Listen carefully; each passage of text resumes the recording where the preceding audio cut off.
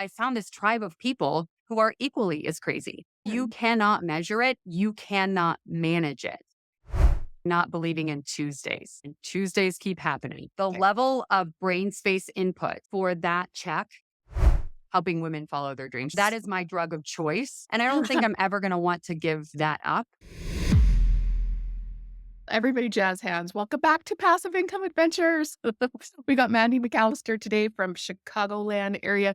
Mandy is a good example of someone who has bought herself out of her W-2 into a business and is now rethinking real estate and entrepreneurship for the more passive income lifestyle. Whereas what our family has done is I bought my husband out of a job to a business that doesn't really make any money because we had enough passive income that we could do a more long-term thinking business where we didn't need the income from it.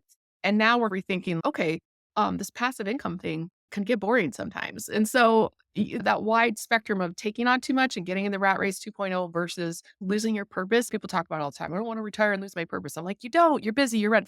But the process of going through to continually be rediscovering that purpose is a lot of what we're going to talk about today. So thank you for joining us today, Mandy. I'm so excited to be here, Emma. Thanks for the invitation. Yeah, we've known each other online for quite a while now, have talked a few times and just watching each other's evolution through multifamily real estate and into entrepreneurship. And tell me, when you first got involved in multifamily real estate, I have a lot of people call me on the phone who are looking for coaching. I don't do any coaching, but they'll be looking for coaching.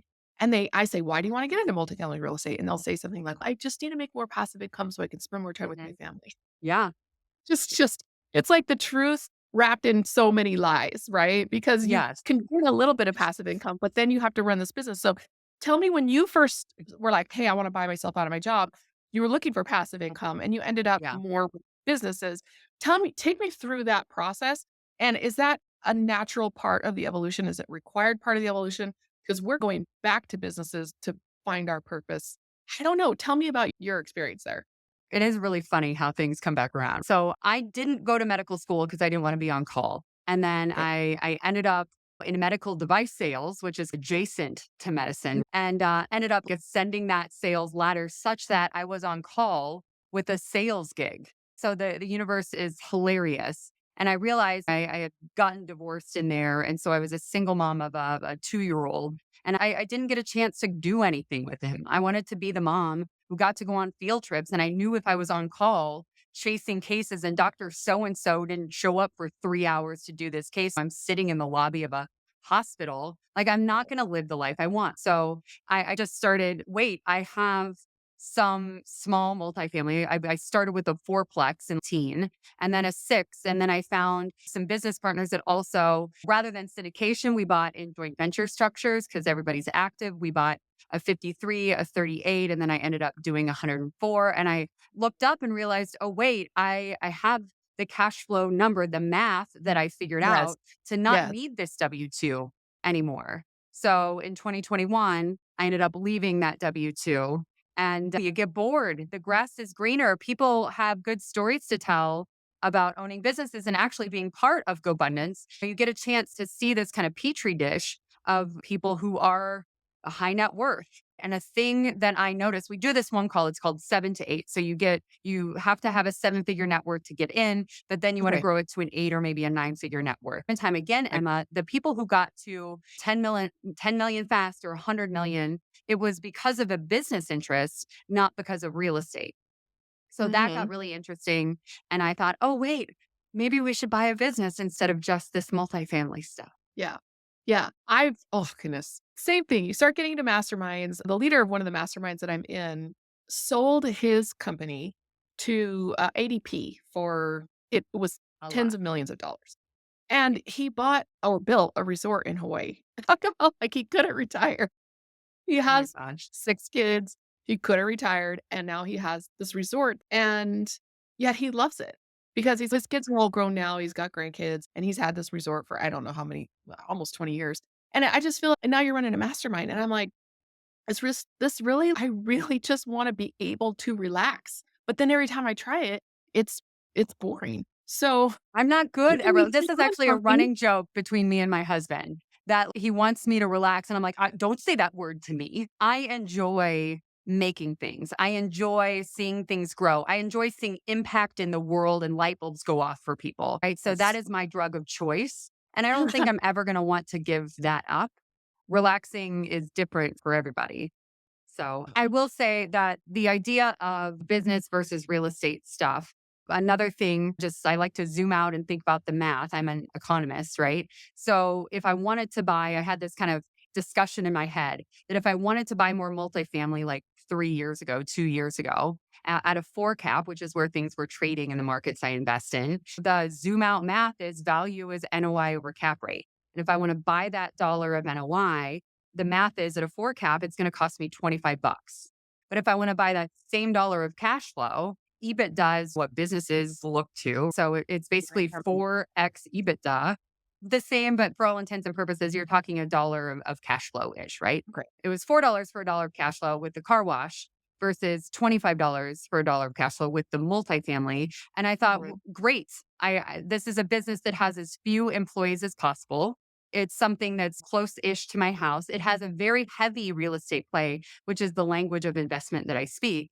How hard Gosh. could it be? I actually just before this call got a picture of frozen things in this Chicagoland car wash. And it is a completely different animal. And I think that some really well spoken influencers would lead you to believe that it's the next best thing since sliced bread without extra work. And I'm here to tell you that it is extra work. So this is why it's so fascinating because on this podcast before, we've had like the laundry king who he was a pastor, so he wasn't making a lot of money and he wanted to get into laundromats. And what he found was he got sold on the passive income dream. So now he is a laundromat king. He gave up being a pastor and now teaches courses on how to not get sold on laundromats, how to actually run them well, run them like a business, be professional instead of all this stuff. I recently received a call from somebody who wanted to passively invest in our lending fund because they had purchased a construction business that they were led to believe that they licensed its franchise, that it would be very hands off, systems all in place.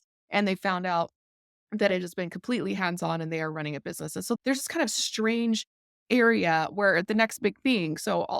We've seen Yeah. self storage units come and go. Self storage is still great, right? But it's a business and people thought it would be passive. We've seen multifamily real estate. People thought it would be passive. We've seen now it's car washes, but for a while it was laundromats or construction businesses. It was still a big one. And so I think what we have to ask ourselves is like the only money that's truly passive is when you are buying a security. That's it. It's a business that you don't run or control. And then you have to go and find your purpose beyond that. So my thing has been like, I want to find securities level Mhm. passive investment that cash flows. Then I can go off and figure out what I want to do because I'm not worried about paying my bills. Yeah, I mean, that's the first thing. That's a big thing in GoBundance, right? We have these 6 pillars of a great life. Because once Right. you figure out money to a certain extent, yes, the game is fun and you're still going to want to do it, but you realize, oh my gosh, there's so much more to life that Yes. matters. How is my health? How connected are my relationships? Things like that. So it is a thing we talk a lot about. But I would say too, a thing to maybe noodle on is how can those investments make impact, right? The Mm. finding of purpose in what you're doing. And this is my money, yes. And maybe I set it to the side and then go find purpose impacting life some other way. But can your investments also make purposeful choices there too? So I did also meet this woman who she has a fund that invests in women owned boring businesses. So if the idea of a car wash, a laundromat, an accounting firm is interesting, you don't have to go be the one who buys it. You can Yeah. find a fund and like passively invest in that fund and enjoy that upside and have the impact of helping women follow their dreams. She actually has some goals set around raising from women to support the women because that's my jam. That felt really special. Tell me about GoBundance Women, how it came about, um, where you are with it right now. What's your long-term vision for it, and your own passive income journey? Because I feel like some of the things we're talking about, it comes in an order of operations. Because if you don't have enough money to replace your job, then you can't leave your job. But at the same time, your job is what helps you make money to get passive. So, what order would you do this in if you had to go back and do it again? And how does GoBundance play into that timeline? Sure. I bought that fourplex and the sixplex, and then, as well as I do, not a lot of women in the stuff that Yeah. we're doing. And in the area that I live in, I couldn't find a friggin' person who wanted to invest in apartments in the southwest suburbs of Chicago. So Sure. I sought out the opportunity to talk to other people who were doing these things and felt crazy because of it. Because if you start talking to friends from high school that never left the hometown, like that's great. And I love that they get that choice. And it's not what I want for my life. They think I'm crazy and they're probably right in many ways. But I found this tribe of people who are equally as crazy, who want to chase this idea of passive income and figuring out how to fund their lives in a way that is mailbox money related. So I found GoBundance Women as a member. I actually found it when it was men's only. Four guys got together and Right. they started traveling, gave accountability to each other, and their lives and portfolios took off. And then the hosts from Bigger Pockets ended up joining, and they went from 200 members to 1,000 members in no time. And a big part of it was men being in a room together talking about their fear of failing as a father. That is a boys only discussion. Vulnerability only happens if it's that. And I'd argue that my fear of failing as a mother, that thing is better with just women, right? So they looked up after a significant amount of time in 2020 and realized, oh, wait, we're not serving women. And they opened the women's division. Then in Mhm. 22, some of us who were members went to them and said, this could be so much more special if it was for women by women. Let us acquire the rights to operate this. And now three of us former members have the opportunity to lead the organizations. Long-term vision is I say a lot, you got two arms for a reason. One to pull yourself up, but one to pull other people up along with you. And I think that this generation of female leaders in particular, capitalism, when it started, it was just dudes, right? Yeah. And then in the 70s, like in order to be a woman in business, you needed to look like a man, the power suit and a bund so that you looked like you were playing the part. And then in the 80s and 90s, only one woman was in the C suite or on a board of directors, right? So you, by nature of that setup, we're taught to hate her because there's only one. Because if it's not you and it's her, you gotta hate her. So the cattiness of business and business women, like that's how that started, in my opinion. And now this generation, it's incumbent on us that there is more room, more seats at the table, that how do we develop the good old girls club? And when I think RV parks, I think Emma Powell. When I think raise a whole bunch of kids, I also think Emma Powell, right? Yeah. So how can I put you in my brain that when some opportunity comes up, that you're the person that I'm tapping and that we're wingmanning, wing womaning each other? And one son. And Scott Galloway often tells the story of the mother who calls him and says, I have one daughter at Penn and the other's like working for some venture capital, but my son lives in my basement, plays video games, and smokes pot. And he is really struggling as part of this culture. And he came to me recently and he says, all my online friends just sit around and smoke pot and complain all day. And he goes, what is going on here? What is going on here? And Scott Galloway would maintain that men, nobody has fallen further faster than a generation of white American men. And I just, because of my son, I have to grapple with these things. And it's a very American sentiment to make the pie bigger. As Mhm. women, we don't need to crowd out men No, because no. we make the pie bigger. So what's going on there? Yeah, I made one person only, and it is a boy, right? Yeah. So I very much want to set up the world that I'm not here, I like to say anything bad about male leadership, right? I just actually my business partner in GoBundance Women, she has this idea of not hashtag me too, hashtag us too. How can Yeah. we go together to make this better? And actually, there's a book that I read called Epic that had this visual of capitalism as a bird. And the one wing, the masculine energy wing, is so overdeveloped that the feminine wing, once that happens, once that's more fully developed, then that's when we're going to go further together, right? So it's on us to help develop that wing in conjunction with what is already existing and teach boys the how to collaborate. That he's in wrestling right now, my 8-year-old, almost 9-year-old son, and then he's wrestling all kinds of girls. That girls can do all of the things that you are doing. I think just providing examples of that and just making sure that the table exists with the Mhm. right talents in mind, not gender.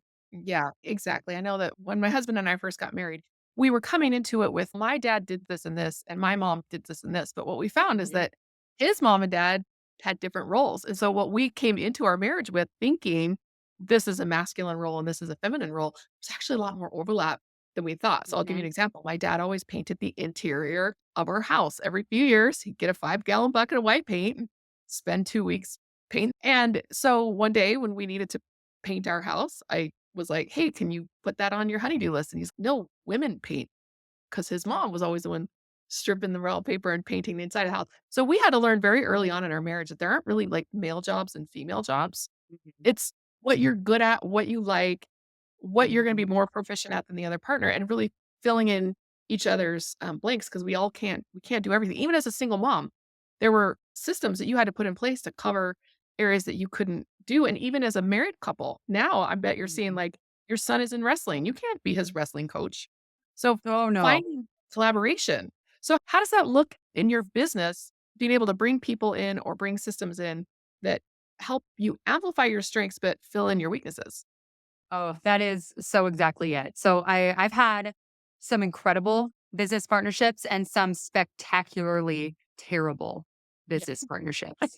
And I've done a lot of analysis, postmortems to figure out what is it that I need out of a business relationship to make it go further faster.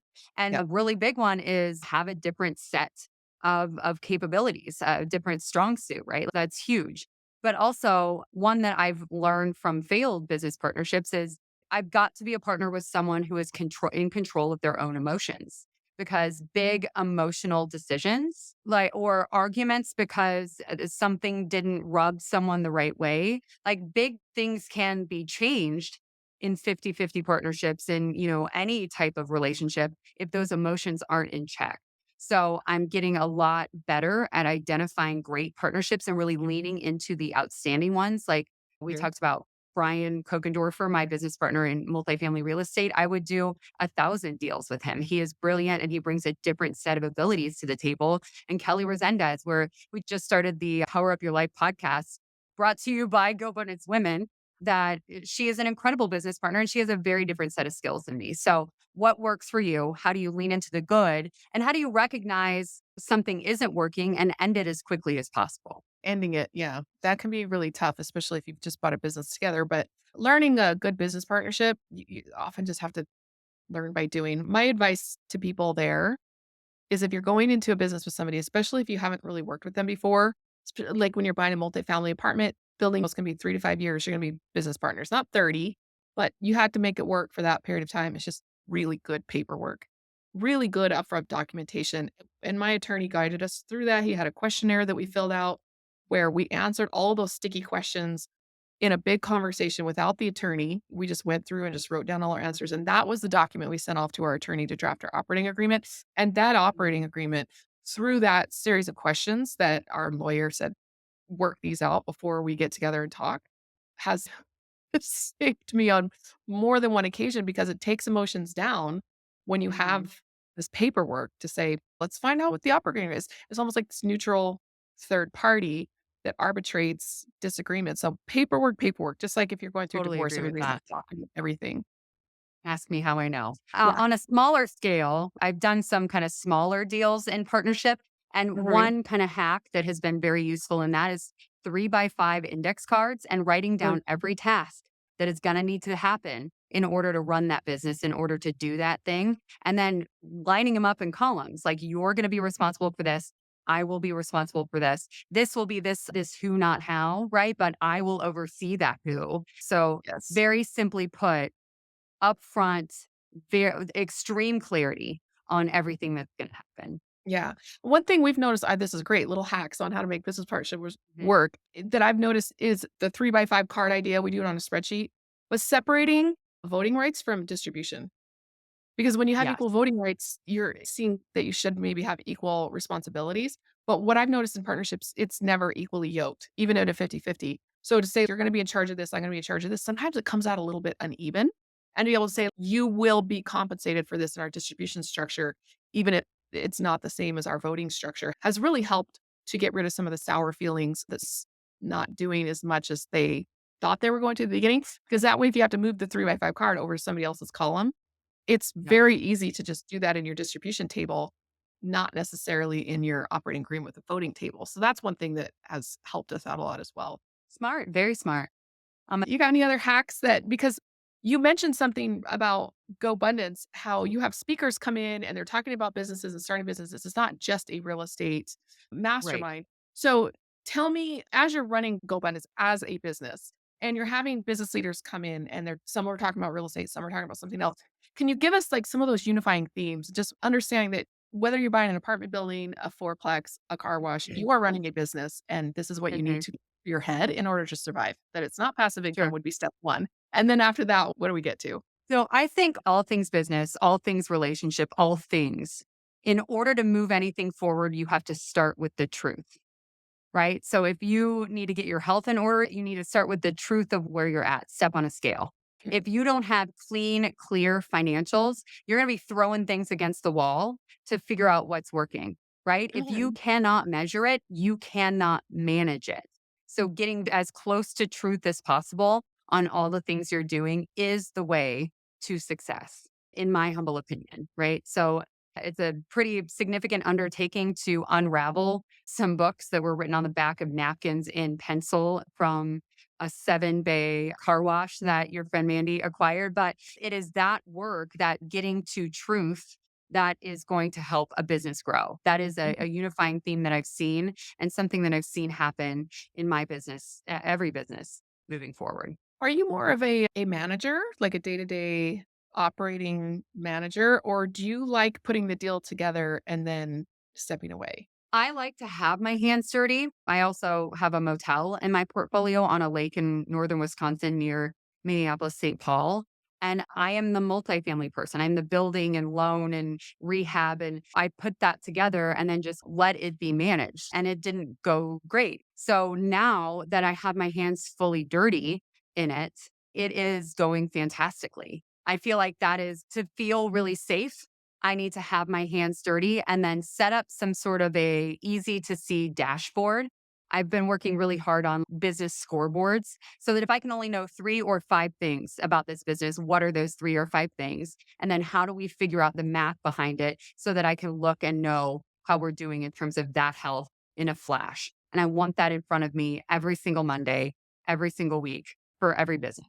One big thing that I learned, a business leader that we brought in, her name is Lisa Song Sutton. If you've not met her or follow her on Instagram, she is friggin' amazing. She was Miss Nevada and then ran for Congress, and she owned a she's in Vegas. So like an alcohol infused cupcake company. And she was a lawyer. And then she does these mailbox stores, like UPS style stores, but unbranded. And I'm like, we were at a dinner and I'm like, girlfriend, I own a car wash and a motel and a real estate portfolio, and I get to run GoBundance. And you could argue that there's a straight line between those things, a connecting thread for everything that I do. And I'm losing my damn mind trying to keep up with this whack-a-mole that I've inherited or built for myself, right? How do you do cupcakes, real estate brokerage, and you still get to take your dogs to volunteer at the hospital? Like, how do you keep your Yeah. brain, right? And the secret is to have that operator in place, that really good operator on something that is active, and then that dashboard to really make sure that you understand fully the health and when you need to step in and be that backstop.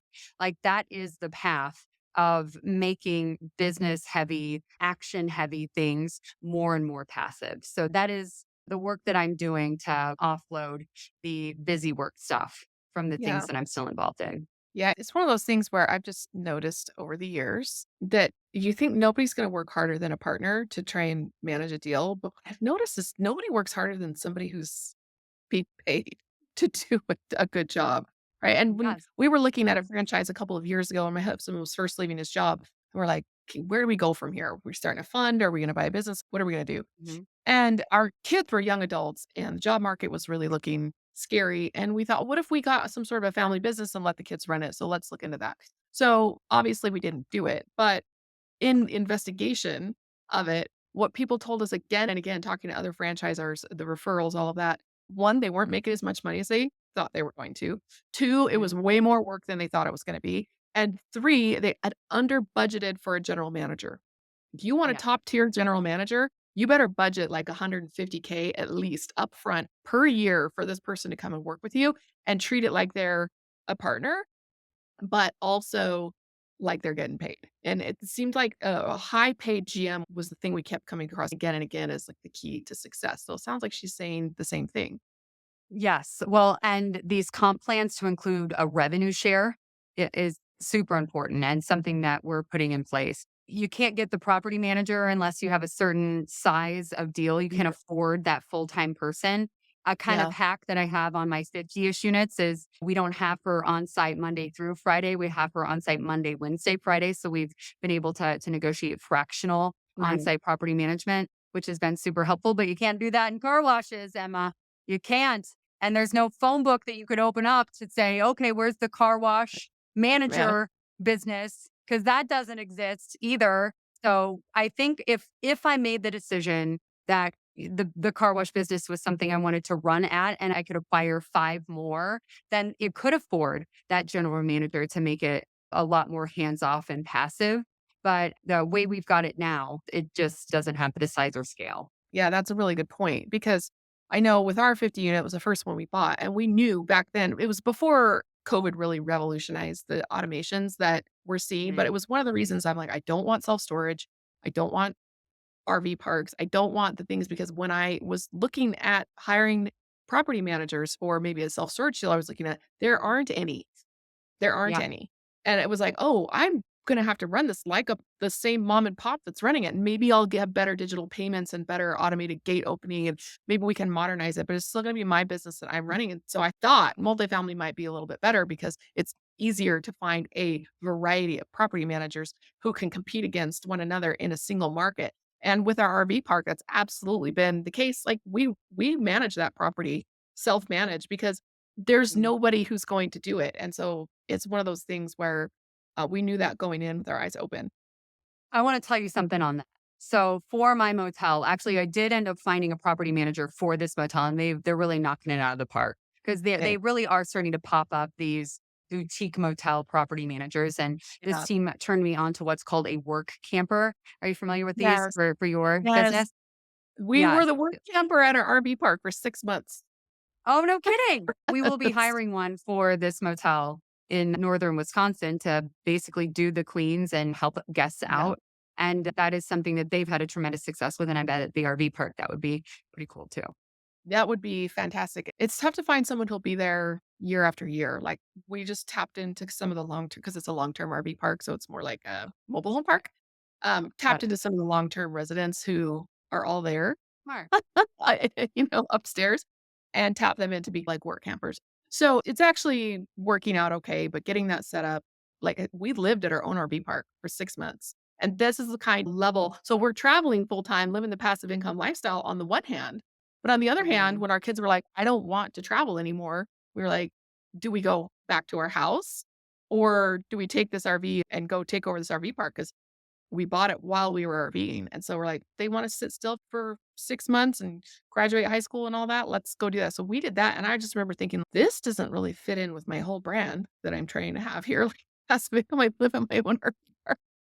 So, it's just a tricky balancing act. So, let's go back to that 25x versus 4x what you Mhm. pay for a dollar of cash flow. So, how much is it worth it? Because multifamily is not really passive either, but it's certainly more Mhm. passive than managing my own RV park or managing a car wash. So how would you compare? Because there's gotta be some sort of a you have a risk discount. If something's riskier, you get Mhm. discount the Sharpe ratio.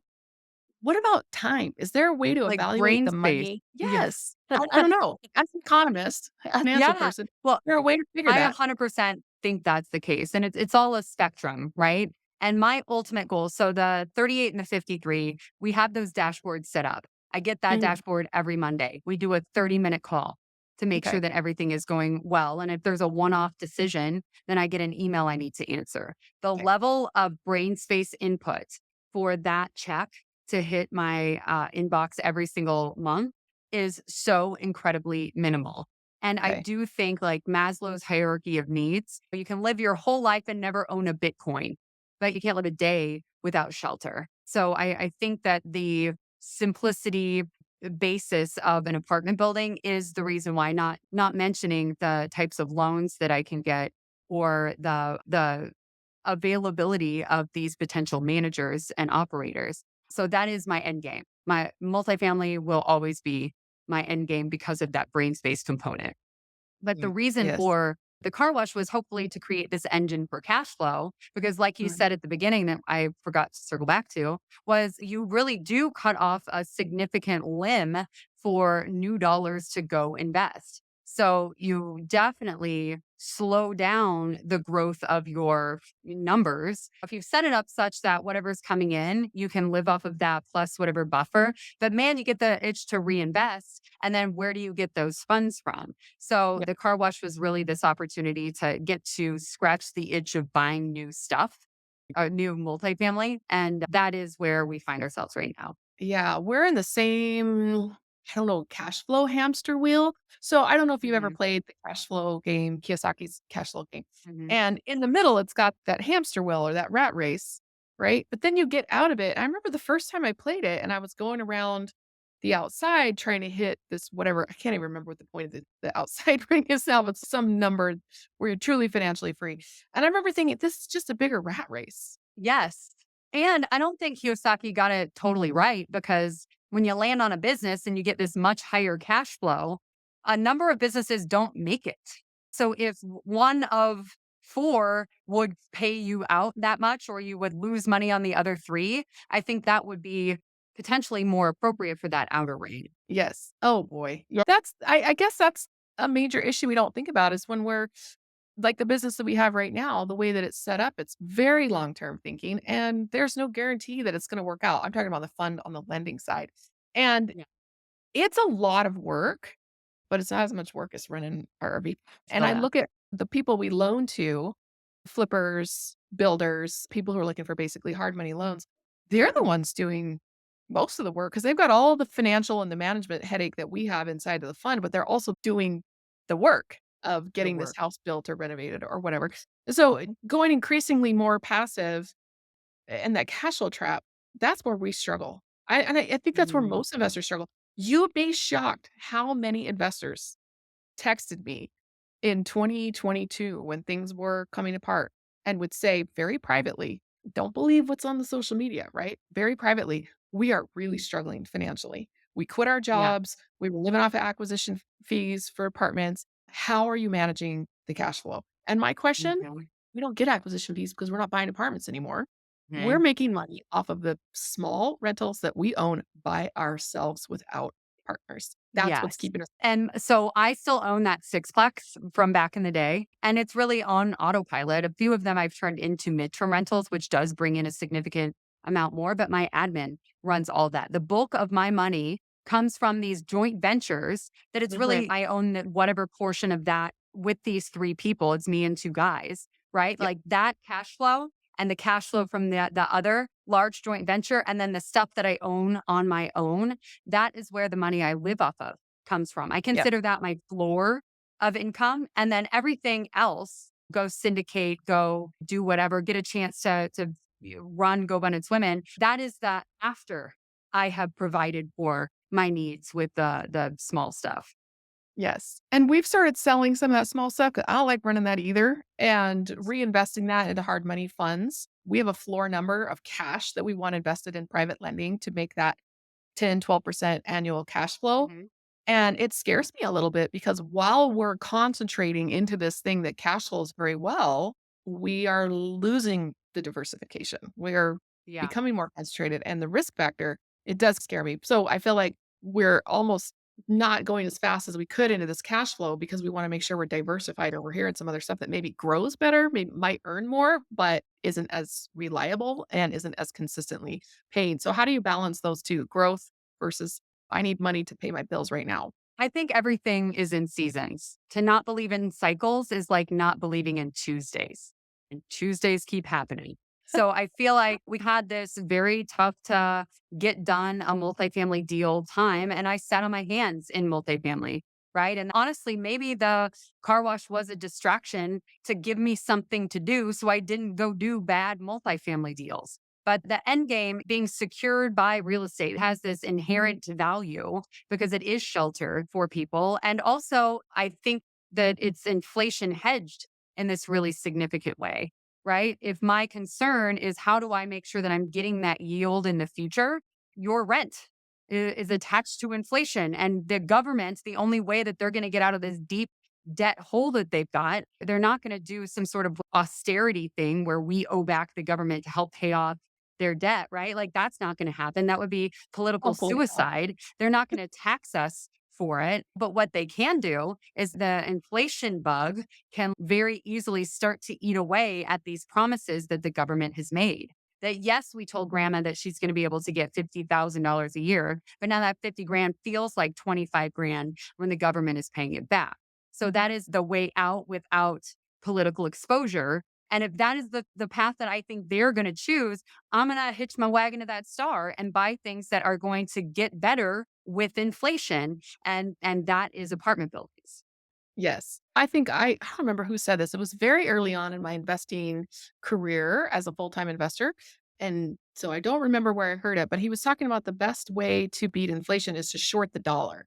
Because we hear Mhm. about shorting the dollar. He said, what's the best way to do that? Cheap long-term debt. And that's residential debt. Yes. 30 years fixed. You don't get that in commercial real estate. And so that's why I've held on to a couple of my residential homes, is because they beat inflation that way because they are appreciating faster than inflation, and I've shorted that dollar by betting on this long-term debt years ago when I first got the house. So there's a play to be made for diversification, right? But I can't eat the equity in my rental houses, so there's been a trade-off there for sure. Yeah. But I do feel like once you've achieved that floor of income Mm, and then you set that away, and then that kind of becomes that chapter for me, right? yeah.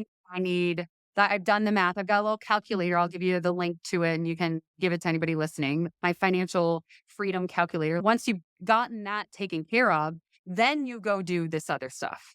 You know what I Okay. mean?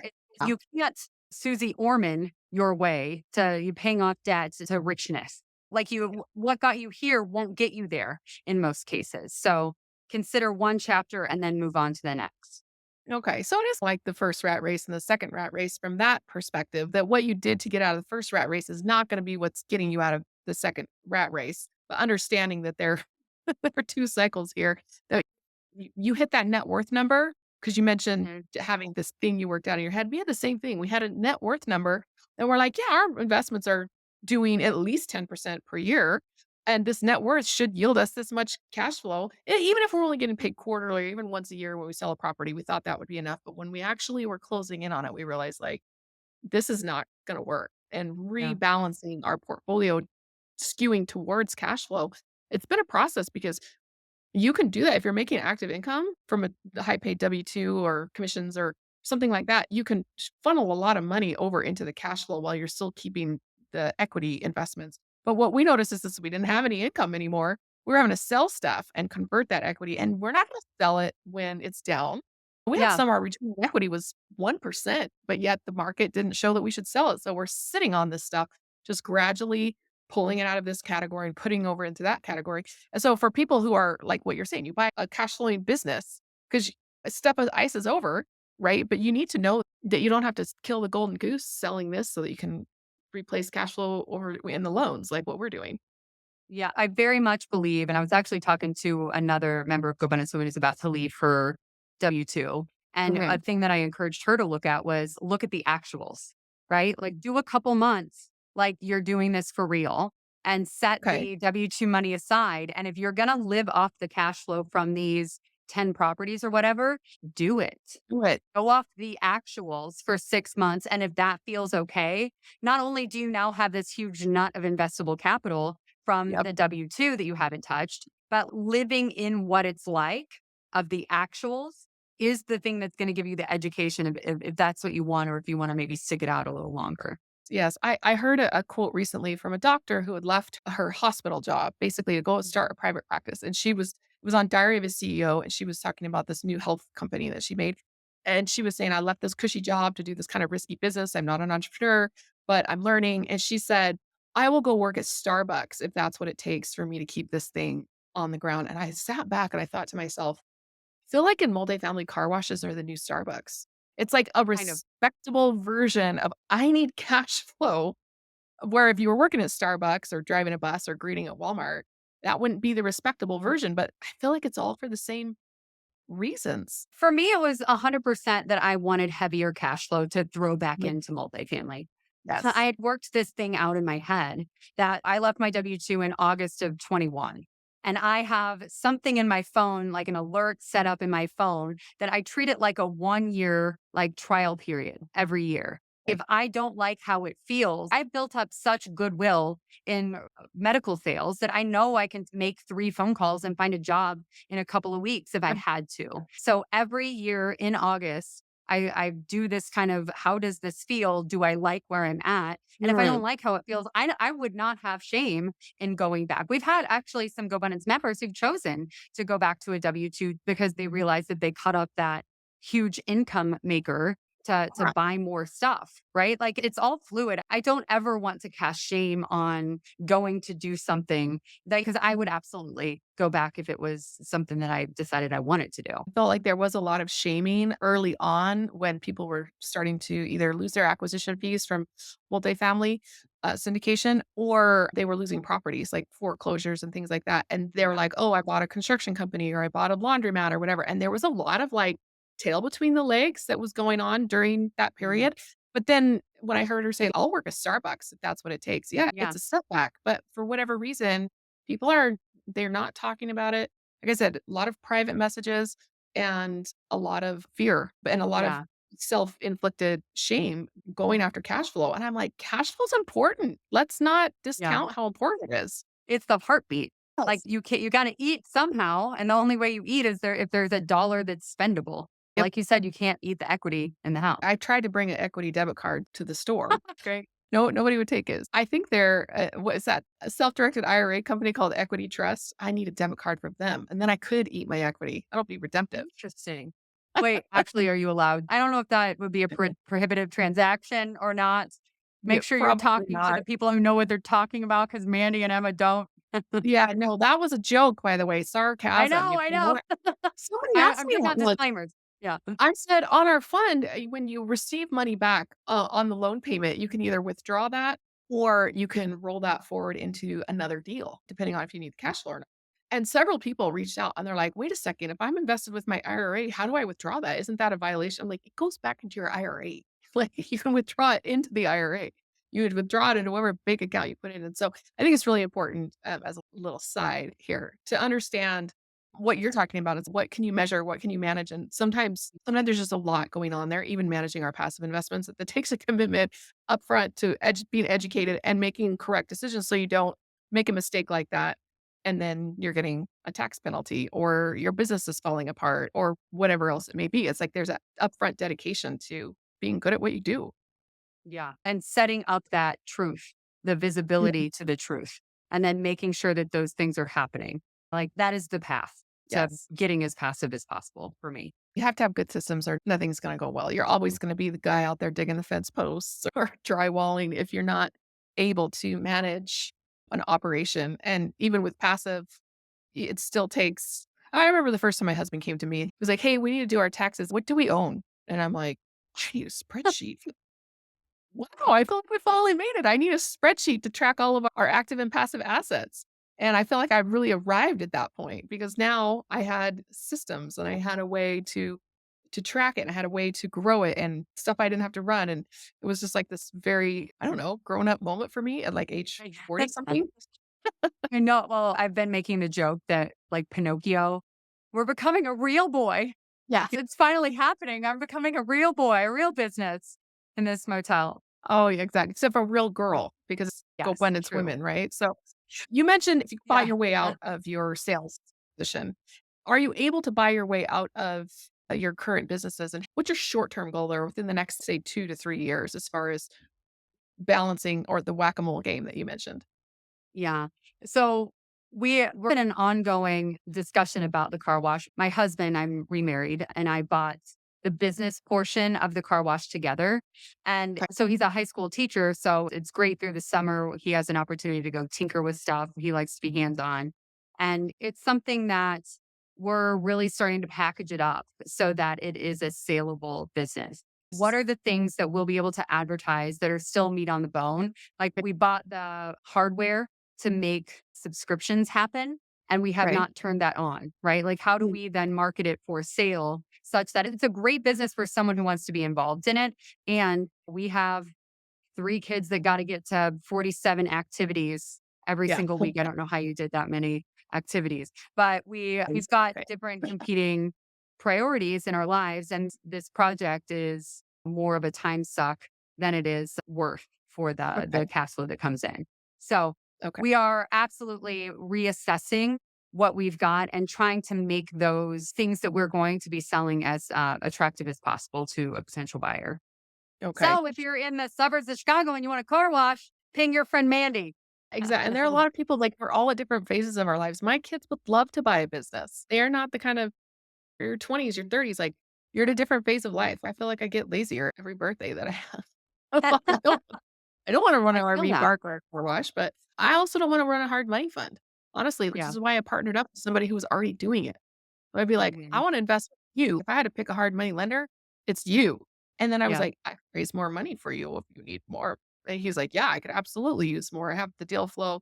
I need more. And I'm like, hey, let's combine my capital raising and then maybe once a year we'll go buy an apartment building. But for the rest of the time, the cash flow is through the hard money. So that was how I solved my cash flow problem, where I was able to still be relevant and still work and still perform in my niche, which is capital raising, and still be able to get really passive cash flow and occasionally go buy an apartment building. So for me, it's just been this constant who, not how. Honestly, who can you Yeah. find that can get you there? So if you're able to buy your way out of GoBundance Women and buy your way or sell the car wash, maybe even sell the motel, like, what would your lifestyle look like, and how long would it take before you had to go find Oh, something? girl. I feel like I would need to go find something. So actually another kind of ongoing conversation between me and my husband is he has 11 years until he can retire. I actually have a Mhm. countdown on my phone. So it's 11 years, 2 months, 3 days, 6 hours. And I basically have 11 years of hustle left. Like, how Okay. do I build up this? It takes me 30 minutes a month on a phone call and then 10 minutes looking at a dashboard per week. How do I build up those assets to 40 grand a month?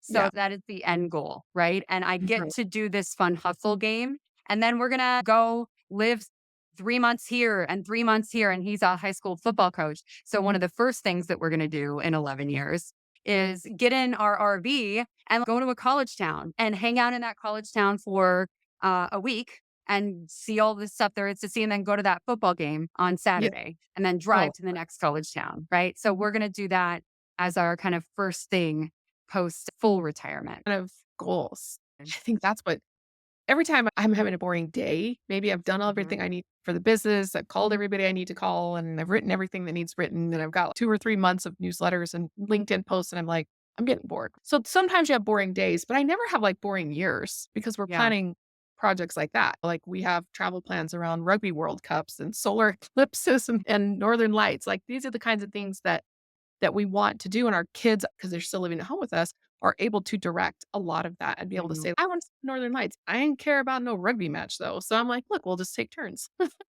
Sure. I think these bucket list adventures, that's what we call them at GoBundance. It's actually one of the pillars of a great life to us. Part of our goal setting is around what are the top hits? What are the things that your bucket list adventures that you're going to run after next Yes. year, in Yeah. the next 5 years? I was talking to somebody recently about this. He was hosting a real estate get together party at his house. They're looking for deals Mhm. to offset a bunch of capital gains that they had. So they're like, let's just host a big party with everybody we know in real estate and see if anybody has any deals we can invest in. As I called him up, I said, okay, hosting is a bear. It stresses me out. Do you need any help? And he's, yes, come over. And so we drove his Tesla to the car wash at our little local quick quack in January in Utah, or washing and vacuuming this car because he's using that to shuttle guests back and forward from their parking spot over to his house. It was a big party. And I remember my daughter was with me and I said, Teslas just don't do it for me. Like I thought they would. I thought I could put a car on my vision board. And I did for a while. One year, Tesla was on my vision board. And when I got closer to being able to buy one, I was like, let's go test drive one and see if I even want this. And I test drove one. I was like, this is just not doing it It for me. drives weird. But Yeah, the people, battery thing, that it handles very differently. I've driven them a couple of times and I just realized I take that off the vision board. But I don't really want a bigger house. We lived in a tent for 3 months. Talk about needing shelter. The heaviest thing in your backpack when you're on a backpacking trip is your shelter, your sleep system, they call it. And so that really drives home like what people really need when they're living out of a backpack and what's really important and what you should be investing in long term is shelter. But honestly, I just feel like the kids want something more and we need a place to host when they start getting married and having grandkids. So like for me, Yeah. a nicer house or bigger house or more land, that's a really powerful driver, not for me personally, but just because of the family life. So having bucket list items doesn't always have to be an adventure. That's what I prioritize, but sometimes it is a thing. And as long as it motivates you Mhm. to really get out there and do what needs to be done, stick it on the vision board. Totally. And I love to buy a thing to mark an achievement that I didn't think I could do. Like when I Hmm. bought that first 53 unit apartment building in 2020, I went out and I bought this stupid expensive purse that I had been coveting for a long time. And I'm not a things person, but now I look at that person, I'm like, hey, I did it. Instead of judging myself for having spent however much money on a bag. Okay. Yeah, that makes a lot of sense. And I think sometimes material things, materialism is not great. But if something is really going to motivate us to go build and do something good, like a little personal treat, Period. then Yeah. then we should go do that. We should Why go do not? that because it helps us to improve the world around us. I think you gotta celebrate too. I think especially high performing women, high performers in general, but especially You high got to have performing women. everything. Yeah, yeah, you can't do something huge and make a huge change in the world, in your life, in whatever, and choose not to celebrate it. So a Mm. thing that I've been challenging myself as of late is what can I do to celebrate this? Actually, we just had more cash in the motel checking account than I've ever seen. And so I went out and I got a fancy coffee, just like a little mark to celebrate this path of this hard work and this huge journey of lessons that I've taken on in that project. Yep, it's like a spa day. It's part of rest and recharge, which is very Right. important. If being a football coach family, when you're working with athletes, the rest is as programmed into their routine as the working out and the practicing. It's very important, and celebration is part of that rest and Hmm. recovery. Unless, of course, you're hosting a Totally. giant party at your house and you're freaking out. That's not rest. That's work. That is work for sure. So how do For people join GoBundance? How do they invest with you if they want to put some money to work passively while you earn it for them? Love it. Best way to get a hold of me is to go to my website, mandymcallister.com. You'll find links for all of the stuff that I'm into, GoBundance Women, my portfolio, all of those things. But shoot me a message. I love the opportunity to wingman people. Yeah, and not Mandy McAllister from Big Bang Theory, right? Oh my gosh, it's spelled exactly the same way. I have a Google like search on my name, and literally when this new show came out, I get something every single day. You Yep. know, like I got shut down by Instagram because they thought I was like hacking that girl or that Oh, character. yeah. I Yeah, guess for the real. benefit of not having a name that famous. Oh yeah, I think I come up first or second on a Google search. My name's super boring. Every old British lady has my name. I used to, and uh, now the big theory ruined it for me. yeah. You go. Well, it's got to help though. People call us because they think we're Rice 48. And I'm like, "No, we're Oh, not Rice 48." They do apartment equity, we do hard money loans, and they're like, "I need some of that too," so it actually helps us in the long run. And I always ask every guest before we close, is speaking to the listener, what type of person, who should reach out to you after the show? the person that I could serve best, the woman, it's usually a woman because I believe that I'm some farm kid from a small town who just asked a lot of questions and figured out how to live this life that I couldn't have dreamed of before. The person who is hungry for the next step, who feels crazy in the things that she's doing because she's the only one doing them and wants to get around more women, especially doing big things in life that she wants to do and not apologize for it. That is the person I can help. Exactly. The woman who stay-at-home school mom of 6 who wanted to retire her husband before 50 could have really used a Mandy in my life back then We're when gonna I get you to an event, Emma. You yeah. belong in this group. Yeah. Oh, no, I love the whole idea behind it. So I really appreciate you taking the time to come and talk to us. Where can people find your podcast? It's on all of the platforms. Look us up at Spotify, iHeartRadio, Apple, all the things. Like a review, follow us. It's great. And what's the title of it again? Power up your life. Power Up Your Life. Awesome. All right. Because I know we got podcast listeners listening to this, and they're more likely to Oh, go yeah. click on our podcast. So that's So how we we'll get get the you word the out. link for the show notes. Awesome. All right. Thank you so much, Manny. Really have enjoyed talking to you. Hopefully, we can meet up at an event soon in person. Let me know In when real you're life. ready to be, and we'll make it happen. Yes, Emma. Thank you so much. This has All been right. fun. Wedge. And if you want to find out more about what we're doing, jump over to partnerwithrise.com to book an appointment on our calendar and see if we can help you earn 10 to 12% on your money. It's like the easiest money you'll ever make. I guarantee you won't have to be on freezing pipes or swinging any hammers. We'll just pay you for the honor and pleasure of using your money to fund a deal of somebody who wants to work much harder than we want to work. All right. Until next time, I'll talk to you later.